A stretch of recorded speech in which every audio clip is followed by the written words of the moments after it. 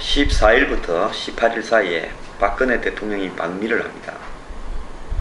지금 한미 간의 관계는 매우 냉각이 되어 있다고 보는 것이 사실이고요. 실제로 아시아 인프라 투자은행 즉 AIIB에 한국이 가입하겠다고 하고, 또 한미일 삼각 방위 동맹 구도에 한국과 일본이 과거사로 뒤적거리면서 미국이 굉장히 곤혹스러워했고, 한두 달 전에는 미국의 고위 관료들이 잇따라 마치 일본 편을 드는 듯한 발언을 하기도 해서 우리를 기분 나쁘게 만들기도 했습니다. 또 최근에는 미국의 국방장관, 또 미국의 고위 군 관계자들이 한국을 방문해서 사드 배치에 관한 문제를 이야기하기도 했습니다. 자, 지금 한미 간에 굉장히 어려운 시점입니다. 이 상황에서 우리가 중국을 너무 의식하면서 전통적인 우방, 즉 북한이라는 핵을 가진 일종의 군사 왕조 국가와 대응하고 있는 대한민국의 처지에서 한미 동맹에 의해서 북한을 저지하는 부분, 정말 대한민국의 살이 걸린 문제입니다. 이 문제에서 우리가 중국과의 경제적 실익이 좀 있다 하더라도 단기적 실익에 매몰되어서 미국과의 관계를 소홀히 해서는 안 됩니다. 이번에 대통령 방미는요, 미국과의 관계를 개선하면서 대한민국은 미국과 전통적인 혈명의 관계를 여전히 가지고 있다. 특히 그런 어떤 관점에서 최근에 벌어지고 있는 한미일 간의 갈등은 해소되어야 된다. 나도 노력을 할 거니까 일본도 노력하도록 시켜달라. 이렇게 해서 여러가지 현안을 마무리하고 또 실리도 좀 얻어보시는 부분으로 해야 될 거라고 봅니다. 이 부분에 관련돼서 제가 몇 가지 제언을 하겠습니다. 윤병세 외교부 장관은요, 이번 방미 때 대통령은 북 문제를 집중 토의할 예정이다 라고 발표했는데, 이런 말은요 아무런 의미가 없고 하나마나한 말로, 너무나 당연한 말로 국민들에게 대통령이 또 그냥 놀러 미국 가나 이렇게 비춰질 수 있는 부분입니다. 외교부 장관 이런 식으로 발언하면 안 됩니다. 오히려 한미일 간에 벌어지고 있는 문제에 대해서 깔끔하게 해소하고 오겠다라든지 이런 부분이 낫죠. 북한이 뭐 언제 1948년 이후에 우리에게 해난이 안 됐던 적이 있습니까? 근데 뭔 해난을 해결하고 와요, 북한 해난을.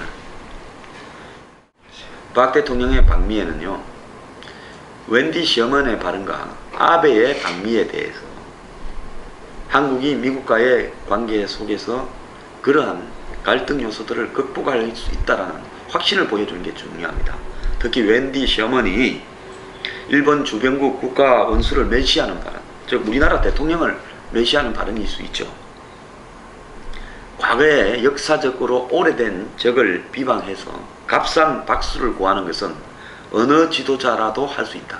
자, 쉽게 이야기하면 박근혜 대통령이 과거에 일본과의 과거사 문제로 일본을 비판하고 일본의 아베 총리를 비판해서 대한민국 국민들의 지지를 받으려고 하는 일은 누구라도 할 수 있는 쉬운 방법인데 그런 걸 해서는 안 된다. 그렇게 말을 좀 함부로 했죠. 그리고 또 아베가 지난달에 미국을 국빈 방문해서 미국 상하원에서 2차 대전 이후에 최초로 연설을 하면서 이제 그 직후에 미국 그 무기를 한 달에 막 5조씩 사고 있습니다. 그러면서 미국이 원하는 걸 상당히 많이 들어주면서 미국의 아주 이 머리를 쓰다듬어 주는 착한 미국의 이 소년처럼 지금 굴고 있습니다. 그러면서 아베는 자위대가 이제는 자위가 아니라 전 세계로 특히 중국을 겨냥해서 중무장을 할 수 있는 그런 단계로 나아가도록 미국으로부터 사실상 허락을 받고 움직이고 있습니다.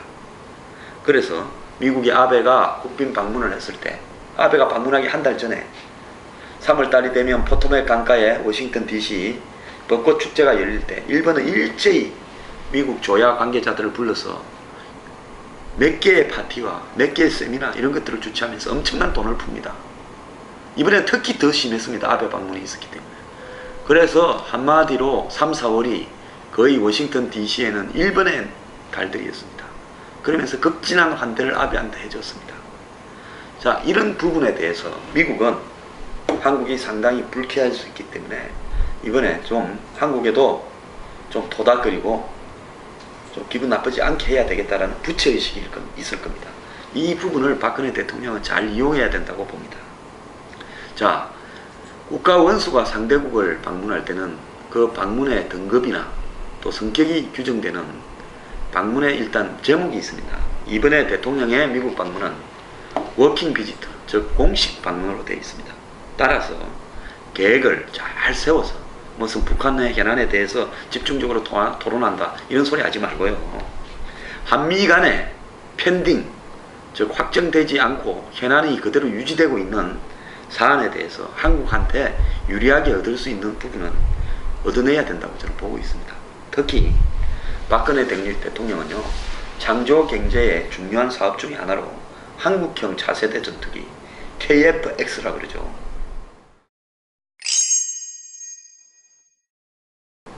뭐 한 20조 정도 들어갈 수 있는 그런 어떤 거대한 사업입니다. 즉 한국이 독자적으로 미국이나 뭐 유럽의 어떤 항공기를 모델로 선택해서 기술 이전을 받아가지고 거기에서 이 한 65% 정도를 이야기하고 있습니다. 많은 사람들이 이것이 불가능하다고 이야기하고 있어요. 이 국산 자주화율을. 그래서 어쨌든 한국에서 독자적으로 만드는 전투기를 앞으로 수년 내에 만들어내서 그것이 지금 F5, F4 등 한국의 이 수십 년, 5, 60년 된 주력 전투기들이 지금 퇴출되고 있습니다. 퇴출된 이후에 새롭게 보급돼야 될 한국형 전투기가 한 120대 안팎이 될 겁니다. 한 200대까지 갈 수도 있겠죠. 이런 부분들을 대체하는 사업이 KF-X 사업입니다. 우리가 이 사업에 성공한다면 아마 거의 이 미들급쯤 되는, 중간급쯤 되는 이 최신형 전투기를 이 한국이 확보를 자체적으로 하고 그걸 가지고 해외로 수출할 수도 있게 될 겁니다. 이런 부분을 하는데 가장 중요한 것은 기술 이전 문제입니다. 기술을 어떻게 이전받아야 되는가. 미국은요, 이 자국의 독자적인 전투기 제작 기술을 해외에 거의 이전하지 않습니다. 그래서 이 문제가 한미 간의 공식 아젠다는 되지 않더라도 보다 적극적으로 미국으로부터 통큰 기술 이전을 받아내야 되는 것. 이것이 미래의 창조 경제에 한 발 내딛는 중요한 문제일 수 있습니다. 지금 이 문제에서 이번에 대통령이 해결하지 못하고 또 미뤄지면요, 아마 이 문제를 가지고 지금 한미 간에 굉장히 오래 걸릴 복잡한 양상으로 가는 현안이 될 수 있습니다. 한국은 어디까지나 미국하고의 관계에서 볼 때 뭐 이 유로파이터나 그 유로파이터 제작사인 EDAS로부터 기술을 전수받기는 쉽지 않은 상황입니다. 결국 미국의 보잉이나 로키드 마틴으로부터 받아야 될 건데, 그런 어떤 부분에서 정확하게 미국 정부가 한국 정부에 어느 정도 수준의 전투기를 만드는 것이 좋겠다, 우리가 해줄 수 있는 기술 이전의 성과는 얼마만큼이다, 이것을 이번에 좀 매듭을 지어야죠. 과거에 우리 미국으로부터 F-35를 도입할 때 벌어졌던 혼란을 생각해 보세요. 처음에 지금 있지도 않는 F-15SE라는 기종을 선택했다가 이제 거의 조금 있으면 퇴역해야 될 기종을 선택했다, 지금 존재하지도 않는 기종이다, 이런 비판을 받고 또 번복하면서 얼마나 우왕좌왕을 했습니까? 또 기존에 한국에서 미국에서 이 핵심 장비들을 들고 와서 조립해서 만들었던 F-16K 있죠. 이 전투기의 전력 전관 사업도 처음에 영국 회사를 설정했다가 그 다음에 또 그걸 미국 회사로 바꾸면서 얼마나 또 혼란을 겪었는지 모릅니다. 이런 양상들이 더 지속되지 않기 위해서는 이번에 이 문제가 향후 사업 진행이 예측이 가능하도록 그렇게 결정되는 것이 바람직하다고 생각합니다. 대통령의 방미에서 물밑에서 이런 문제도 깊숙하게 다루어지는 것이 좋을 것 같습니다. 또요, 이 대통령의 어떤 방미 성과가 국내 국외적으로 다녀오시면 홍보가 될 건데, 뚜렷하게 내놓을 현안이 없이 단지 북한의 위협에 대해서, 핵 위협에 대해서 논의했다. 이렇게 될 때는 발표하지 않고 있지만은 박 대통령이 물밑에서 사드 구매, 사드 배치에 대한 압력을 받고 왔다고 한국의 좌파 세력들이 선동할 가능성이 있고 야당도 그 문제에 공격을 할 가능성이 있습니다. 지금 여당 내부에도 사드와 다른 소리를 청와대와 하는 소리 사람들이 있습니다. 제가요 요즘 1인 시위를 하는데요. 청와대 앞에 1인 시위를 하는 여러 좌파 그룹에는 사드 배치 반대한다면서 피켓을 들고 1인 시위를 하고 있습니다. 왜 그러겠습니까? 사드 배치를 가장 두려워하는 사람이 누구라는 것이 그 좌파들의 청와대 앞 1인 시위에서 드러나는 거 아닙니까? 특히 지금 당청 간에 사드 배치를 둘러싼 갈등도 있기 때문에 이런 문제들이 방미 이후에 또 제기되지 않도록 다른 어떤 성과들이 많이 논의돼야 될 거라 봅니다. 한미는요 대통령끼리 만나면 늘 같은 메시지를 반복적으로 이야기합니다. 안보에 북한의 핵위협이나 북한의 도발에 대해서 우리는 튼튼한 해명으로 대처하겠다. 이런 수준 이상으로 한 차원 높은 관계 발전을 보여주는 기회가 되어야 되고요.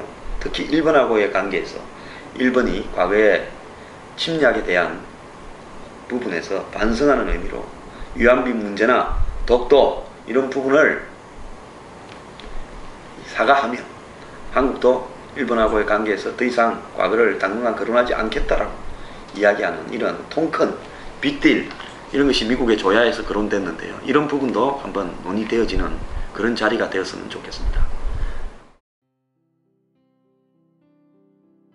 여러분, 자 요즘 1인 시위를 어제까지 6일째 했고요. 이번 주에는 월요일에는 어버이연합의 국회 앞에 시위, 거기에 국회 담을 넘어서 분노해서 가다가 구속된 분도 있으시다고 합니다. 화요일에는 청와대 앞에서 엄마 부대와 대통령이 거부권을 행사를 강력히 하시라고 촉구하는 시위와 또 편지를 전달하기도 했습니다. 수요일에는 국민행동본부 주최 프레스센터 기자회견에서 강연자로 참가해서 부패 척결을 해야 되는 이유 중에 하나는 부패한 국회의원들이 이번에 국회법 개정안 처리해서 보듯이 오히려 부패 척결을 방해하기 위해서 저런 일들을 벌이고 있기 때문에 정말 부패 척결에 철저히 집중해야 되고 우리 보수 세력들도 적극 참여해야 된다. 이런 이야기도 좀 했습니다. 몸도 지쳐가고요. 또 여전히 요즘 여권의 지도부를 비판해서 그런지요. 저를 방송에서 부르지 않도록 하는 아주 고강도의 압력이 진행되고 있는 것 같습니다. 저 방송 영원히 안 하게 될 수도 있습니다. 제가 방송 없으면 세상에 살 목표가 없는 사람도 아닙니다. 다만 제가 방송을 통해서 국민 여러분에게 무엇이 지금 진실인가 하는 이야기들을 전달해 줄 기회를 놓치고 있기 때문에 이렇게 제 자체 방송을 만들어서라도 다가가고자 하는 겁니다. 여러분, 비가 오는 금요일 오전입니다. 내일은 현충일입니다. 자, 우리 모두 이 국가와 민족에 대해서 되새기는 현충일이 되었으면 좋겠습니다. 감사합니다.